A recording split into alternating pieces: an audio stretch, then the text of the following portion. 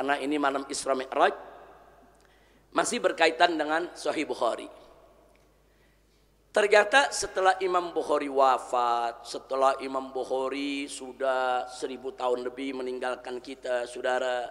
Imam Bukhari meninggal sekitar tahun 256, kita sekarang sudah dari tahun 1444, artinya sudah hampir 1200 tahun beliau meninggalkan kita. Tapi sampai hari ini yang hasud dan punya niat jahat kepada Bukhari tetap ada. Nah, cuman caranya beda. Di zaman ini caranya apa?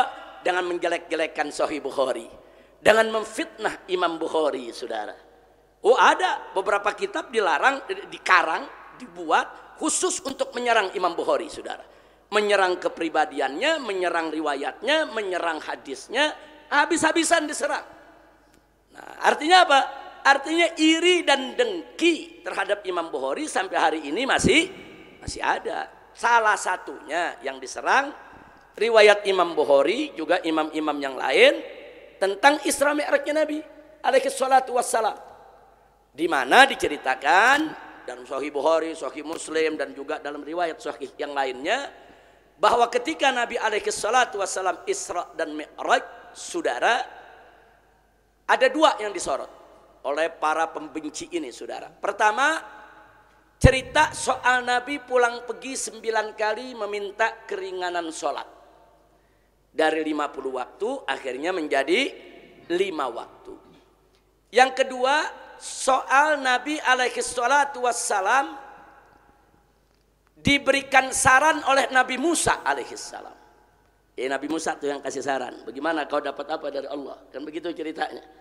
Kemudian Nabi mengatakan dapat 50 waktu. Kemudian Nabi Musa bilang, umatmu gak bakal kuat ya Muhammad, lebih baik kau minta keringanan. Umatku saja yang badannya lebih besar, lebih keker, gak kuat, bagaimana kau punya umat. Nah, jadi ini ada saran dari Nabi Musa. Nah, 2 poin ini aja yang ingin kita soroti ya ikhwan. Apa kata mereka?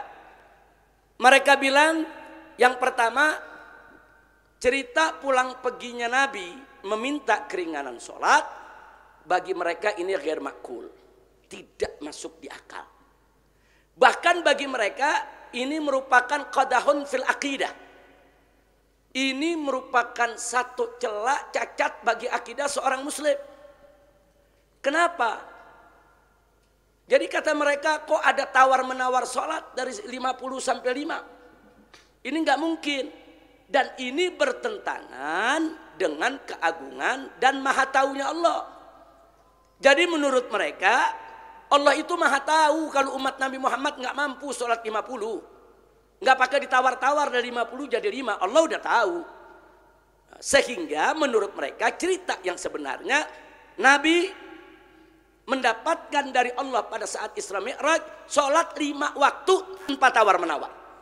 Sebab kalau ada 50 dikurangin jadi 45, dikurangin jadi 40, menurut mereka apa? Seolah-olah kok Allah nggak tahu ya? Kok seolah-olah Nabi Musa lebih tahu dari Allah ya? Kan Allah maha tahu. Jadi mereka bilang ini qadahun fil aqidah. Nah, jadi mereka bilang ini qadahun fil aqidah, ini enggak benar akidahnya. Imam Bukhari ini meriwayatkan hadis bohong, hadis dusta, dan seterusnya. Yang kedua mereka bilang, masa Nabi Muhammad diberikan saran sama Nabi Musa? Orang Nabi Muhammad lebih pintar dari Nabi Musa kok. Kenapa jadi itu diceritakan seolah-olah Nabi Musa yang pintar, Nabi Musa yang pandai, seolah-olah Nabi Muhammad nggak tahu apa-apa? Apa mereka bilang? Ini Israiliyat. Ini riwayat Israiliyat karena ingin memuji-muji Musa, meninggikan Musa, merendahkan Nabi Muhammad. Ini Israiliyat. Ini bukan bagian hadis Nabi.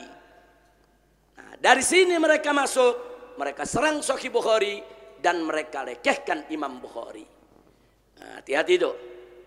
Nah, kira-kira jawab jangan nih. Tahun depan. Nah, buat PR bagaimana cara jawabnya? Mau PR? Enggak mau. Cuman markas syariat yang muridnya berani jawab enggak mau sama Ustadz. Orang di mana-mana kalau Ustadz tawarin, iya Ustadz, naam Ustadz. Cuman di markas syariat ini.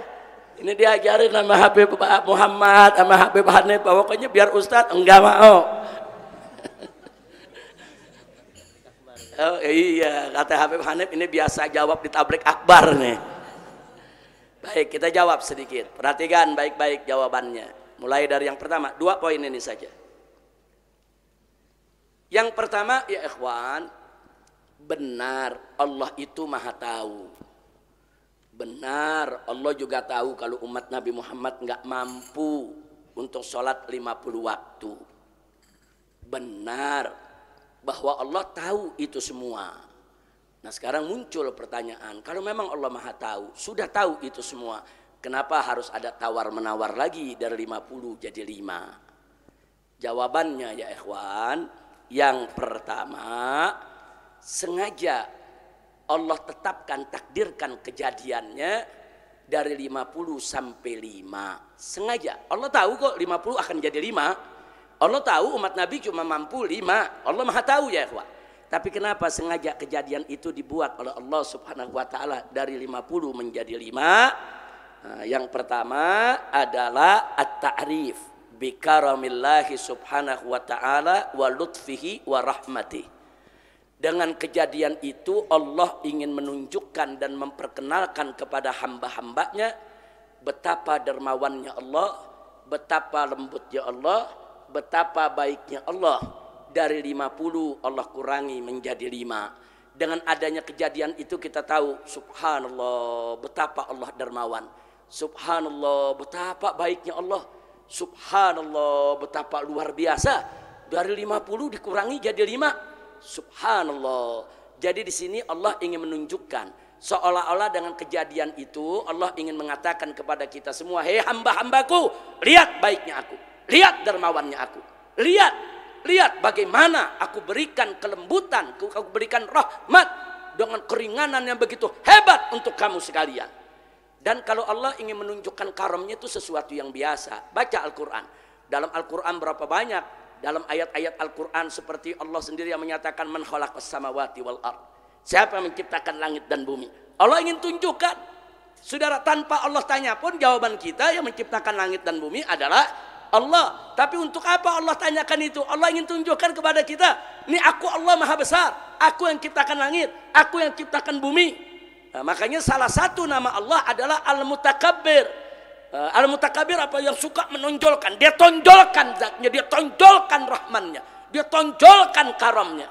Itu tujuan kejadian dari 50 menjadi 5. Allah ingin pertontonkan, Allah ingin tunjukkan, Allah ingin tonjolkan betapa maha baiknya Allah. Saya mau tanya semua, 50 jadi 5, Allah baik gak? Dermawan gak? Penuh rahmat tidak? Penuh kasih sayang tidak? Alhamdulillah. Jelas ya yang pertama ya. Nah sekarang yang kedua saudara. Yang kedua sengaja dijadikan oleh Allah peristiwa tersebut dari 50 jadi 5. Untuk apa? Ihya'us syukri. Untuk menghidupkan rasa syukur di hati para hambanya atas nikmat Allah subhanahu wa ta'ala tersebut. Saudara, coba kita pikirin, kalau kita dikasih 50 waktu, kira-kira bagaimana sholat kita? Coba ada pikiran 50 waktu dalam 24 jam 50 waktu, berarti sholat berapa menit sekali itu, berapa jam sekali itu kita sholat?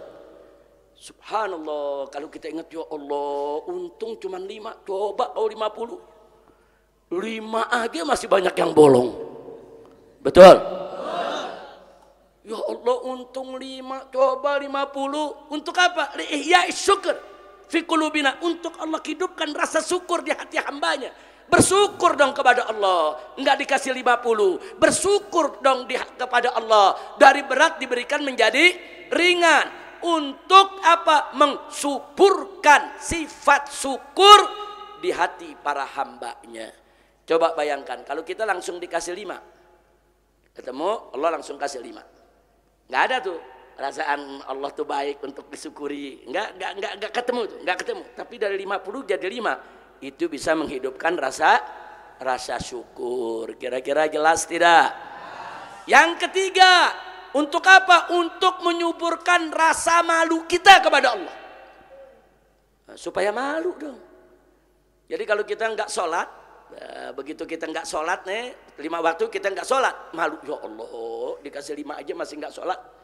Dikasih 5, udah dikasih ringan masih nggak sholat, malu dong kepada Allah. Sehingga kalau kita sudah tumbuh rasa malu kita kepada Allah, insya Allah kita tidak meninggalkan sholat lagi. Alhamdulillah. Kira-kira jelas tidak? Yang keempat, untuk apa? Izhar mahabbatin Nabi sallallahu alaihi wasallam li ummati. Jadi untuk menunjukkan rasa cinta Nabi li ummatihi, kepada umatnya. Bagaimana Nabi nggak cinta, saudara? 9 kali Nabi pulang pergi, saudara. Padahal untuk 50 waktu buat Nabi, Nabi sanggup, saudara. Tapi karena Nabi cinta kepada umatnya, diberikan saran oleh Nabi Musa untuk kembali, Nabi penuhi. Balik sekali dikurangin 5, dari 50 jadi 45. Akhirnya balik lagi 2 kali, dikurangin lagi 5 jadi 40. Balik lagi yang kesekian kali, dikurangi jadi 35. 9 kali Nabi rela pulang pergi dengan segala rasa malu kepada Allah untuk membela nasib daripada umatnya. Alhamdulillah. Nah, kita lihat nih dalam kehidupan dunia saja nih. Ada warga dapat kena pajak setahun, dia mesti bayar 500.000. Saudara minta bantuan Pak Lurah, Pak Camat. Pak Lurah datang ke Pak Camat dong, supaya dikurangin tuh, jangan 500.000. Ya udah Pak Lurah bela warganya, datang ke Pak Camat kurangin 50.000. Jadi berapa? 450.000. Udah dikurangin kan? Gede gak 50.000? Gede. Akhirnya begitu sampai ke warga bilang, aku masih berat Pak Lurah, minta lagi dong. Kira-kira Lurah mau balik gak? Kira-kira Lurah mau balik lagi gak ke Camat? Apa Lurah jawab, kan udah dikurangin 50.000 Pak Camat. Taruh Lurah balik lagi ke Camat, saking cinta sama warganya. Begitu balik dikurangin lagi 50.000. Kan baik betul tuh Camat. Jadi berapa?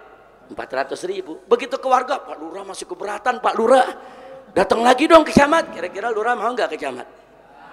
Nah, jujur kira-kira mau nggak? Udah 2 kali. Nah, warganya diomelin, kata Habib Alwi. Kata Habib Alwi apa? Warganya diomelin, udah 2 kali dikurangin. Taruh lurahnya baik, balik lagi dikurangin lagi 50.000, jadi 350.000. Udah 3 kali nih. Begitu ke warga masih minta kurang juga.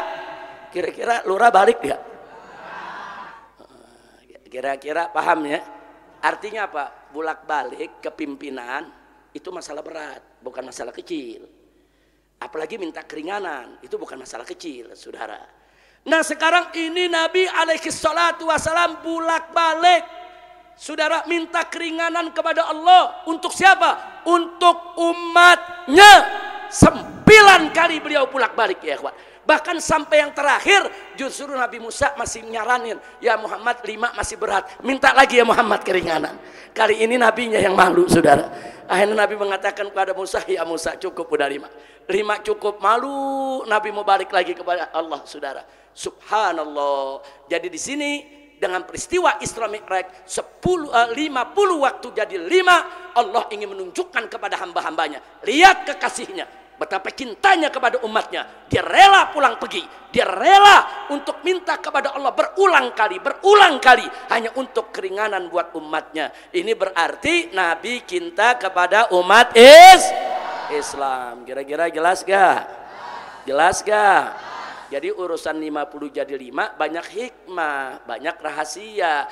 Jangan langsung dibilang ini cerita Israiliyat, ini cerita ngarang, ini cerita qodahun fil aqidah. Tunggu dulu, jangan pakai logika, jangan pakai hawa nafsu, tapi pakailah iman dan ilmu, insya Allah. Nah kemudian yang terakhir, saudara, kalau kita sudah melihat betapa dermawannya Allah, betapa baiknya Allah, dan kita sudah lihat betapa cintanya Nabi kepada umatnya, sampai pulang pergi begitu rupa tetap Nabi upayakan keringanan buat umatnya. Nah kalau itu sudah kita lihat, apa yang akan terjadi? Akan menumbuhkan rasa cinta kita kepada Allah yang maha dermawan, dan cinta kita kepada Nabi yang maha peduli dengan umatnya. Alhamdulillah. Kira-kira jelas tidak? Jadi peristiwa tersebut, saya ulangi, Yang pertama untuk apa? At-ta'rif bi karamillahi wa lutfihi wa rahmati. Untuk Allah menunjukkan, memperkenalkan kepada hamba-hambanya betapa baik dan dermawannya Allah. Yang kedua untuk Allah tunjukkan, yaitu kepada hamba-hambanya betapa cintanya Nabi kepada umatnya. Yang berikutnya untuk apa? Nah, ini sebagai sarana untuk menumbuhkan rasa syukur. Begitu juga rasa malu. Dan yang terakhir adalah menumbuh suburkan rasa cinta kepada Allah dan Rasulnya. Nah, setelah kita jawab begini, ternyata hadis tadi masuk akal tidak? Masuk akal tidak? Masuk ya ikhwan. Dari mana mereka bilang, ah ini nggak masuk di akal? Hati-hati. Saya beberapa tahun yang lalu pernah dengar ada seorang penceramah di atas mimbar. Penceramah ini ahlus sunnah ya ikhwan. Tapi dengan semangatnya dia katakan di atas mimbar, itu cerita bohong. Tawar-menawar sholat itu 50 jadi 5. Itu Israiliyat. Itu nggak betul. Nah, akhirnya kita dekati, kita nasihati setelah dia ceramah. Dan waktu saya naik ceramah, kita luruskan ya ikhwan. Enggak begitu pemahamannya. Ternyata dia salah baca kitab. Yang dibaca kitab mazhab yang sebelah, saudara. Nah, yang memang menyerang Imam Bukhari. Imam Bukhari diserang habis-habisan. Dia baca kitab itu. Nah, maka itu Anda ini nih semua nih santri jangan sembarangan baca kitab. Ini di kitab di sini nih di pesantren kita lengkap nih. Nih mau nyari kitab yang apa namanya mazhab yang 4 ada, mau cari yang Khawarij ada, mau cari yang Syiah ada, mau cari buku komunis ada ya, kawan. Nah, tapi kalau makanya kalau mau baca kitab tanya-tanya ustadz, jangan main baca kitab. Nah, jadi sini memang lengkap. Alhamdulillah Allah kasih di pondok pesantren kita ini, alhamdulillah yang namanya kutub mutawaffirah. Kutub di sini begitu banyak, begitu lengkap, tapi jangan sembarangan baca kitab tanpa arahan ustadz supaya kita tidak salah paham seperti yang tadi. Kira-kira jelas ya. Nah, itu yang ingin saya sampaikan. Nah, adapun soal Nabi Musa, simpel itu jawabnya ya kawan. Kalau Nabi Musa memberikan saran kepada Nabi Muhammad SAW, bukan berarti Nabi Musa lebih pintar dari Nabi Muhammad, bukan. Kan saran boleh diambil dari semua. Guru mimpin rapat, saran dari murid, boleh gak? Saran murid bagus diterima oleh guru, boleh gak?